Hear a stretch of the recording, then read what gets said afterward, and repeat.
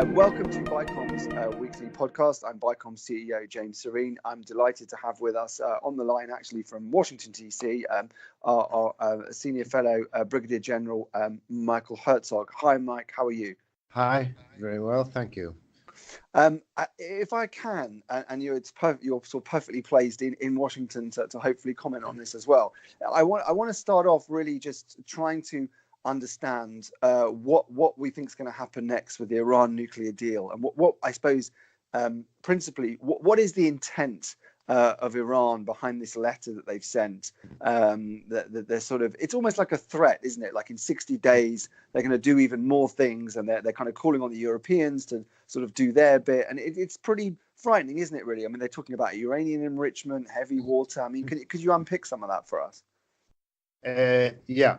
Well, the Iranians announced and sent letters to the effect that they will stop exporting excess material of enriched uranium and heavy water. They were allowed under the JCPOA, the nuclear deal, to do so.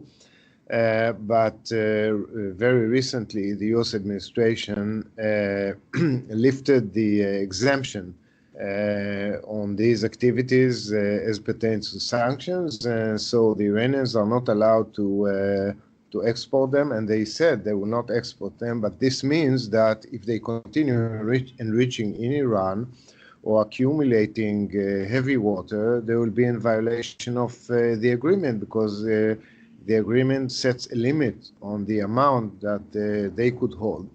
And they also said that if within 60 days sanctions are not lifted on their banks and energy energy market, then they will take further steps in enriching uranium, implying that they might enrich more, or possibly even to higher levels, because currently under the deal they are allowed to enrich to a low level of 3.67% and they imply that they will go beyond that. Now, we understand the immediate context of U.S. sanctions and Iranian response. Iran, I think, does not want to exit the deal for now. There stands much to lose. It doesn't want to lose the Europeans. So it's still playing a game of brinkmanship, kind of stepping on the line, but not overly crossing it. And I think mostly it's an appeal to the Europeans to do more in terms of facilitating trade with Iran, because the tool that the Europeans built, so-called INSTEX, is not effective enough. It applies only to humanitarian assistance, medical supplies, and so on, but not beyond that, and the Iranians would like to expand that. I think the Iranians are under very heavy U.S. pressure to get as much as they can, hoping that there will be a democratic president following the next elections, and he might navigate the United States back to the deal. Till then, they are unlikely to go back to the negotiating table, but may play more and more on the brink of violating the JCPOA. There is an article in JCPOA that says that if sanctions are applied against Iran, not in the context of a so-called Iranian violation, then they are within their rights to not apply certain elements of the deal, part of the deal or all of the deal. I suspect that this is the road that they are taking right now. There's obviously potential for escalation, but I think the Iranians chose very carefully the measures that they are taking so as not to give the Americans any employing the military option against them, but and to not drive away the Europeans, but rather get the Europeans to do more in favor of Iran.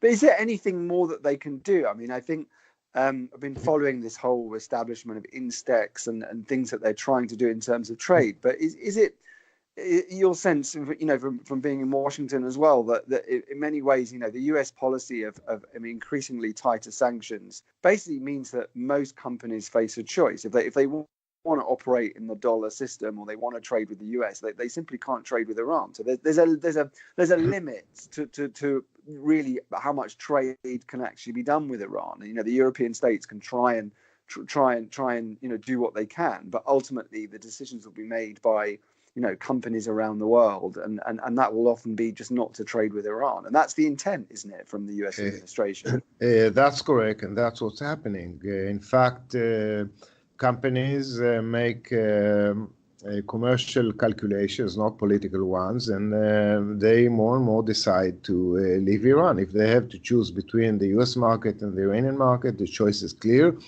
And notwithstanding governmental policies and instinct and other tools, companies are leaving Iran or stopping trade with Iran.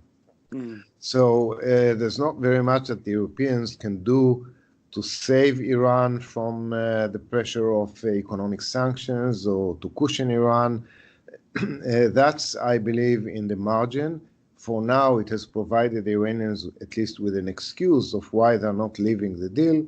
But that excuse is coming under increasing pressure, which raises a question of whether the US administration wants Iran to leave the deal or wants Iran to stay in the deal. And when you ask that question in Washington, D.C., you not get a clear answer. I mean, and the other thing being that if they were to start increasing the enrichment of uranium and the percentage of enriched uranium, then that would also start to make people even more concerned that they were, moving towards a proper restart of their nuclear program, and that could be a cause even more interventions. Isn't that right? Yes. If they resume enrichment and to higher levels beyond 3.67, they will shorten their breakout time, and that will raise concerns in the US and possibly elsewhere.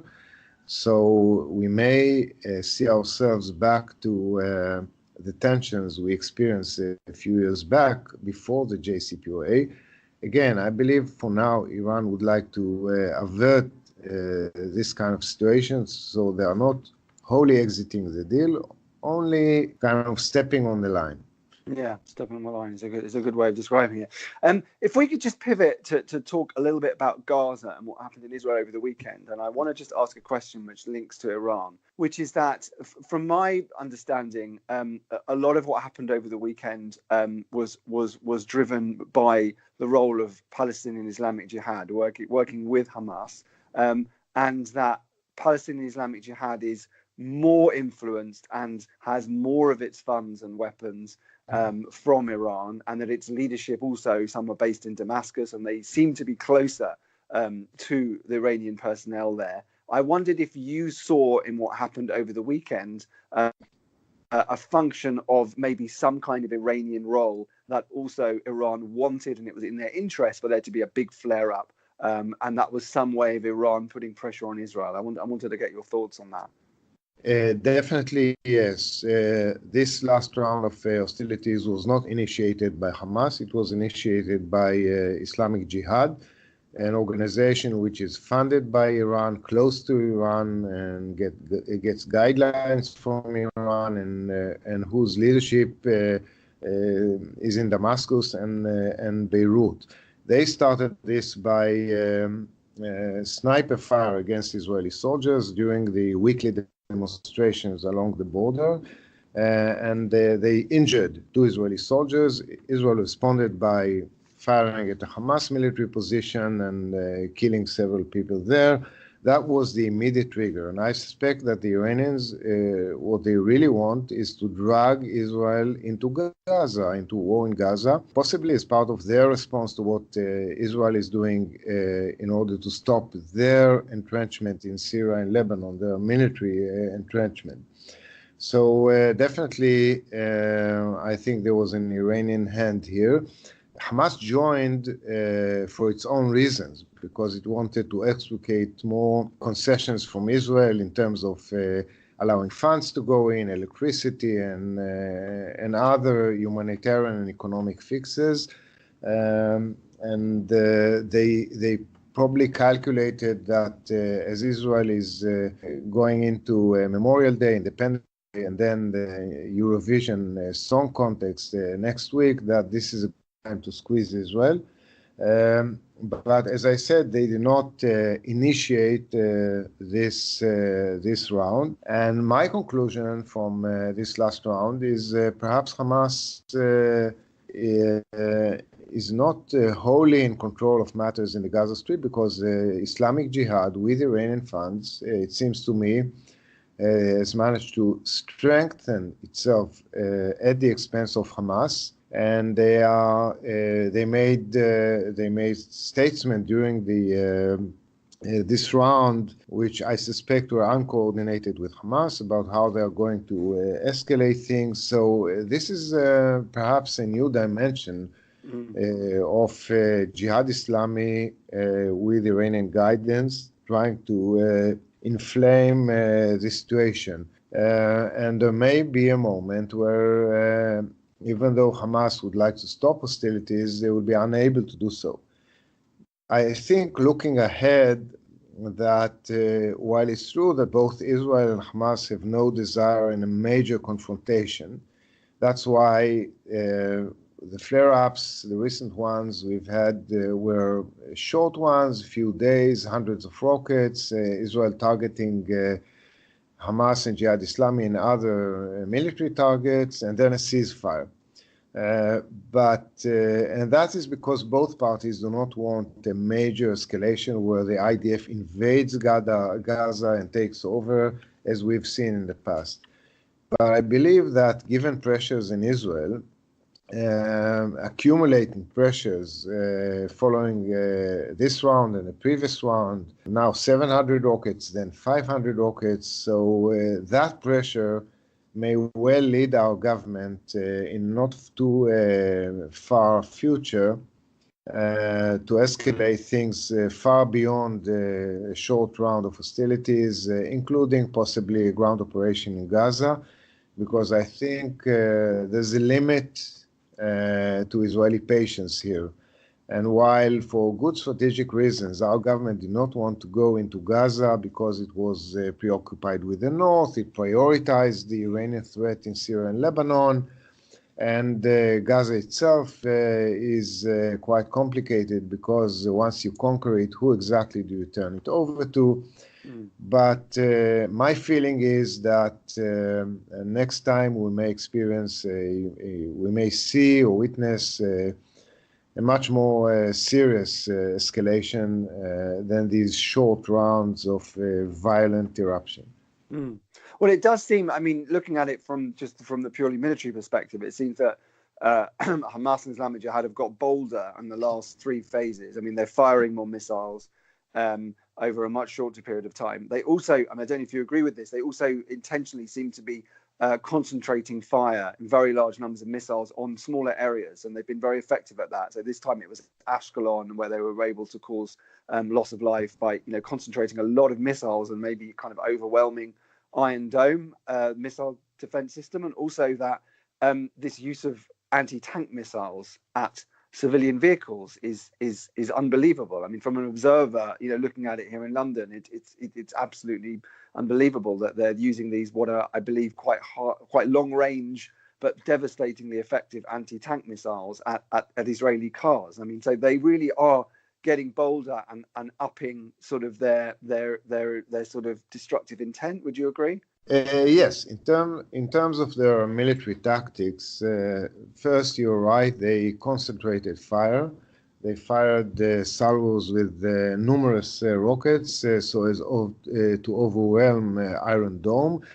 The IDF publicly denies that Iron Dome was overwhelmed because it can deal with numerous rockets, but possibly that is a challenge that is not easy for the IDF to cope if you're talking about dozens of rockets in one salvo. Secondly, they also used short-range rockets, but with much heavier payload. Hamas calls them Burkan. They are up to 10 kilometers, but the payload is much heavier than the primitive Qassams. They fired anti-tank rocket missile at a civilian vehicle. It's not the first time. In the past, they fired at a school bus and hit it, but fortunately, there were no school children there. And they calculated the way they escalate. For example, they did not fire at Tel Aviv. They gradually escalated up to Beersheba, and kept Tel Aviv for a higher grade of escalation, which didn't come. You could also see the IDF adjusting its tactics in this round. I think the emphasis was much heavier on what we call in military terms value targets of value to Hamas, which were mostly headquarters located in high-rising buildings, and these were erased. In some cases, the residence of senior figures in Hamas Jihad Islami in Gaza, and resorting to targeting the interception of Hamas senior activists who used to provide Iranian funds for the Hamas war machine. This is something that Israel has not done for a long time in Gaza, and resulted to this in this round. So both sides have a learning curve, and they are adjusting. Naturally, obviously, the IDF is much stronger than Hamas, and if it decides to go to Gaza, it will conquer Gaza and destroy their war machine. But as I said, for strategic reasons, there's no appetite for that for now. But given the accumulated pressure, it may well be that you will see the IDF in Gaza sooner rather than later. It's interesting because I haven't heard you say that for a while, and you're being so certain about that. I mean, my question would be if the next time it's decided there will be some kind of ground operation. I mean, is the capability there, and is the sort of level of intelligence there to make sure that if there were to be a ground operation, which would surely come with quite a high cost in terms of Israeli lives, and not at all straightforward, is there confidence that they would be able to actually reach, the key sites that are actually driving Hamas, Islamic Jihad's ability to carry out these attacks? I mean, do they know enough, and do they know exactly where to go? And is that quite? I mean, clearly it's a very difficult thing to do. This is urban warfare in a very densely populated area. There's a whole underground tunnel network where a lot of this stuff is stored. I mean, this is incredibly complicated, isn't it, from a planning perspective? Yeah, but the answer is yes. I think the IDF is confident that it could go in, find the right places. They have very good intelligence. They know where to go and what to do. And for all of our enemies, Hamas is the weakest ultimately, and the IDF definitely overwhelm them. But yes, it's complicated tactically and strategically. Tactically because they have a kind of an underground city of tunnels inside Gaza from where they will conduct the war. And that will pose a challenge to the IDF. And strategically, as I said earlier, if you go in, do you destroy Hamas? And then what? Who takes over? When you go out, what's your exit strategy? Who's going to take over? These are serious questions that we've always faced in all of our previous rounds in Gaza, and will face us also in a future round. But I don't think Israel is willing to continue to accept a situation where every few months we have hundreds of rockets on our cities. And nobody is going to tolerate that for very long. Even if that operation were to be carried out and it would to be a success, I mean, in terms of what you then do with Gaza and what the sort of things are that need to be done, I mean, they're pretty much, they're similar, aren't they? I mean, in terms of also in the short term, I mean, there are things that can be agreed in terms of opening border crossings, more Palestinian workers from Gaza working in Israel, but long term, building up infrastructure, power. I mean, do you see are there any sort of clearer plans to be able to do some of this in the future, or is that's entirely based on Hamas no longer running the Gaza Strip? The plan is already in place today. There is Israel is part of an effort led by Egypt and the UN envoy to provide humanitarian economic solution for Gaza, and that includes a desalination plant. It includes a new electricity line from Israel because we provide most of their electricity, a water solution, solutions for sewage in Gaza, and also more jobs for Gaza, because the rate of unemployment in Gaza is over 50%, and among the youth even over 60%, and that's a catastrophe. Plans are there today, but they are being implemented very, very slowly for lack of funds and for other reasons. And unfortunately, the only external party willing to put money into Gaza is Qatar, who just pledged $480 million, most of it to the PA, some of it for Gaza. The plans are there and they are being gradually implemented. And I don't think Israel is the obstacle for that happening. One of the obstacles, the big obstacles, is the Palestinian Authority, because they have provided most of the fund for public services in Gaza, and because of their own political rivalries with Hamas, they started cutting funds to Gaza. Now, being under tremendous economic pressure in the West Bank, they may cut further, and that exacerbates the situation in Gaza. And I suspect that Mahmoud Abbas, the Palestinian leader, would love to see Israel and Hamas at war. They love to drive us towards war. And we, I think, we do not have to play by his tune. It's a very complicated situation. If we find ourselves in another violent round in Gaza, I think it must be followed by a major economic and humanitarian plan to rehabilitate Gaza,